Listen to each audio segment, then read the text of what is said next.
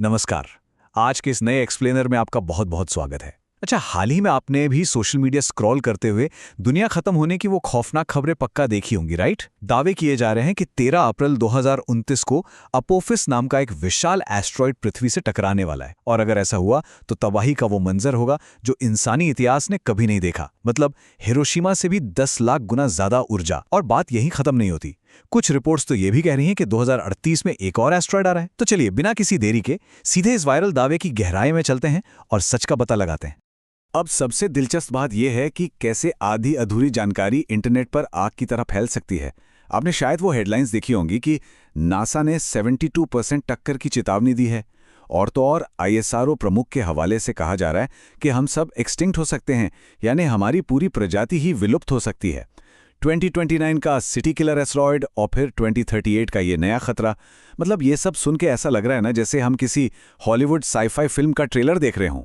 तो सबसे बड़ा सवाल ये है, क्या सच में बैग पैक करके मंगल ग्रह पर भागने की तैयारी शुरू कर देनी चाहिए? क्या हम वाकई एक महाविनाश का सामना करने वाले हैं?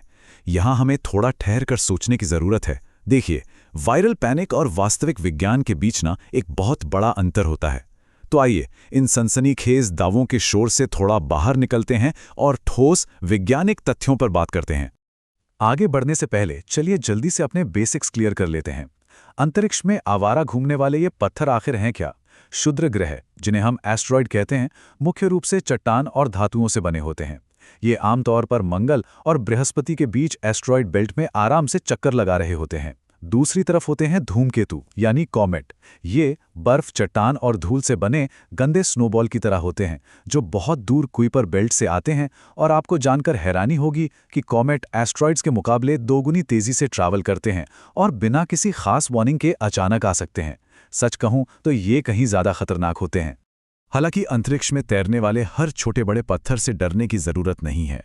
हमें सिर्फ नियर अर्थ ऑब्जेक्ट्स यानी NEOS पर नजर रखनी होती है। जब कोई एस्टेरॉयड या कॉमेट किसी वजह से अपनी नॉर्मल बेल्ट से भटककर पृथ्वी के एकदम पड़ोस में आ जाता है, तब हम उसे NEO कहते हैं। और यही वो पत्थर हैं जो हमारी चिंता का असली विषय हैं। क्योंकि याद है ना, डायनासोर के साथ 66 मिलियन साल पहले क्या हुआ था? हाँ, वो तबाही इन्हीं में से एक भटके हुए पत्थर की वजह से हुई थी। अच्छा, अब वापस आते हैं उस खौफनाक वायरल नंबर पर, 72%। तो इसका सच क्या है? सच ये है कि ये कोई वास्तविक चेतावनी है ही नहीं। दरअसल नासा ने दुनिया भर के 100 से ज्यादा टॉप एक्सपर्ट्स के साथ मिलकर एक हाइपोथेटिकल यानी सिर्फ एक काल्पनिक मॉक टेस्ट किया था। एक इमेजिनरी स्थिति बनाई गई थी कि मान लीजिए अगर 2038 में कोई एस्ट्रॉयड टकराने वाला हो तो दुनिया भर की सरकारें कैसे रिएक्ट करेंगी। ये सिर्फ एक प्रैक्टिस ड्रिल थी, कोई असल भविष्यवाणी नहीं। मीडिया ने बस इस 72% नंबर को उठाया और उसे एक भयंकर क्लिकबेट बना दिया। लेकिन सुनिए, 2029 वाली बात काल्पनिक नहीं है। अपोफिस एस्टेरॉयड 100% सच में मौजूद है।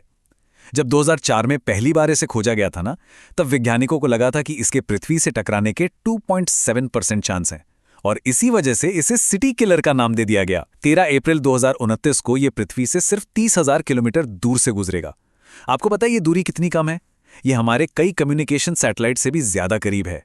इसे आप रात में बिना किसी टेलीस्कोप के अपनी खुली आंखों से देख पाएंगे। शुरुआत में डर था कि पृथ्वी की ग्रेविटी के असर से ये 2036 या 2068 में वापस आकर हमसे टकरा सकता है। लेकिन अब आप एक बहुत बड़ी राहत की सांस ले सकते हैं। लेटेस्ट और बेहद सटीक कैलकुलेशंस के बाद अपोफिस के पृथ्वी से टकराने की वास्तविक संभावना अब बिल्कुल 0 है। जी हां, 0%। वैज्ञानिकों ने इसकी इतनी बारीकी से स्टडी की है कि इसे आधिकारिक तौर पर अगले 100 सालों के लिए रिस्क लिस्ट से पूरी तरह से बाहर कर दिया गया है। तो क्या इसका मतलब यह है कि खतरा पूरी तरह टल गया है? खैर, ऐसा नहीं है कि हम आंखें बंद करके बैठ सकते हैं। अंतरिक्ष एजेंसियां बाकायदा एक रिस्क लिस्ट मेंटेन करती हैं।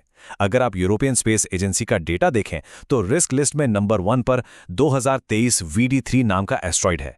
2034 में इसके टकराने के सिर्फ 0.25% चांस है, लेकिन इसका साइज बहुत छोटा है, बस 11 से 24 मीटर। अगर ये टकराया भी तो शायद किसी समुद्र में गिरकर खत्म हो जाएगा। दूसरी तरफ नंबर 2 पर 1979 XB है, जो सच में एक विशालकाय दानव है, करीब 400 से 900 मीटर चौड़ा। लेकिन सुकून की बात यह है कि इसके टकराने की संभावना लगभग न के बराबर है। मतलब 4 मिलियन में से सिर्फ एक चांस। तो वैज्ञानिक हमेशा आकार और संभावना दोनों को एक साथ तौलते हैं। और हमें घबराने की जरूरत इसलिए भी नहीं है क्योंकि हमारी ट्रैकिंग टेक्नोलॉजी आज बिल्कुल नेक्स्ट लेवल पर पहुंच चुकी है। दुनिया भर में खोजे जा रहे 65% एस्टेरॉइड्स तो अकेले अमेरिका के लिनियर प्रोजेक्ट द्वारा ट्रैक किए जाते हैं। इसके अलावा हमारे पास कैटालिना स्काई सर्वे है, जो इतना सटीक है कि इसने एक बार 4 मीटर के एक छोटे से पत्थर के गिरने की जगह और समय पूरे 19 घंटे पहले ही बता दी थी। हवाई में मौजूद पैन स्टार्स और एटलस जैसे सिस्टम भी रात दिन बिना थके आसमान को स्कैन कर रहे हैं। मजाल है कि कोई बड़ा खतरा इनकी नजरों से बचकर निकल जाए। पर देखिए, हम चाहे जितने भी एडवांस हो जाएं, कोई भी सिस्टम एकदम 100% परफेक्ट तो नहीं होता ना। कभी कभी छोटे उल्कापिंड रडार को चकमा देकर निकल ही आते हैं। 2013 में रूस के चेल्याबिंग शहर में बिल्कुल ऐसा ही हुआ था। 20 मीटर का एक उल्कापिंड अचानक आसमान में आ फटा। किसी भी सिस्टम ने उससे पहले से डिटेक्ट नहीं किया था। उसकी शॉकवेव इतनी भयंकर थी कि शहर के खिड़कियों के शीशे टूट गए और लगभग 1500 लोग घायल हो गए। इसीलिए यह बहुत जरूरी है कि अंतर्राष्ट्रीय स्तर पर हमारे पास मजबूत नागरिक सुरक्षा और आपदा प्रबंधन योजनाएं हमेशा तैयार रहें।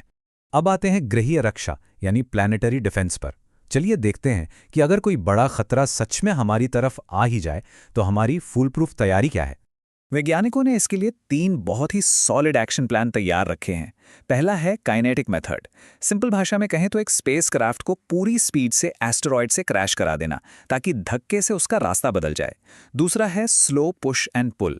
इसमें सौर ऊर्जा का इस्तेमाल करके एस्टेरॉयड के एक हिस्से को इतना गर्म किया जाता है कि उससे निकलने वाली गैस उसे धीरे धीरे दूसरे रास्ते पर धकेल दे।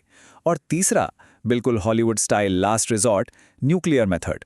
अगर पत्थर डायनासोर मारने वाले साइज का हो यानी 10 किलोमीटर से भी बड़ा, तो उसे अंतरिक्ष में ही उड़ाने के लिए परमाणु बमों का इस्तेमाल करना।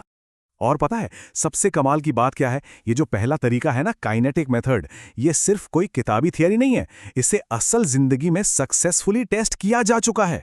सितंबर 2022 में नासा ने अपने डार्ट मिशन के तहत एक स्पेसक्राफ्ट को डिमॉर्फोस नाम के एक एस्टेरॉयड से जानबूझकर टकराया था। और रिजल्ट, एस्टेरॉयड का रास्ता सच में बदल गया। यानी इंसानियत के पास आज बकायदा वो तकनीक मौजूद है जिससे हम आसमान से आने वाले इन खतरों की दिशा मोड़ सकते हैं। हम अब पूरी तरह से बेबस नहीं हैं। तो इस पूरे एक्सप्लेनर से आपका फाइनल टेकअवे क्या होना चाहिए? टेकअवे ये है कि अगले 100 सालों तक किसी भी बड़े एस्टेरॉयड के पृथ्वी से टकराने का लिटरली कोई चांस नहीं है। हमारे डिफेंस और ट्रैकिंग सिस्टम हर बीतते दिन के साथ बेहतर हो रहे हैं। तो प्लीज़ इन वायरल और फेक न्यूज़ से डरना बंद कीजिए। हमारी पृथ्वी फिलहाल पूरी तरह सुरक्षित है। लेकिन जाते जाते एक सवाल जो हमें खुद से ज़रूर पूछना चाहिए। अब जब हम जानते हैं कि हमारी दुनिया अगले 1 सदी तक आसमान से सुरक्षित है, तो हम इस आज़ादी का इस्तेमाल ब्रह्मांड के किन नए और गहरे रहस्यों को सुलझाने के लिए करेंगे? इस पर विचार ज़रूर कीजिएगा। इस मज़ेदार और इन्फॉर्मेटिव चर्चा में हमारे साथ जुड़ने के लिए आपका बहुत बहुत धन्यवाद।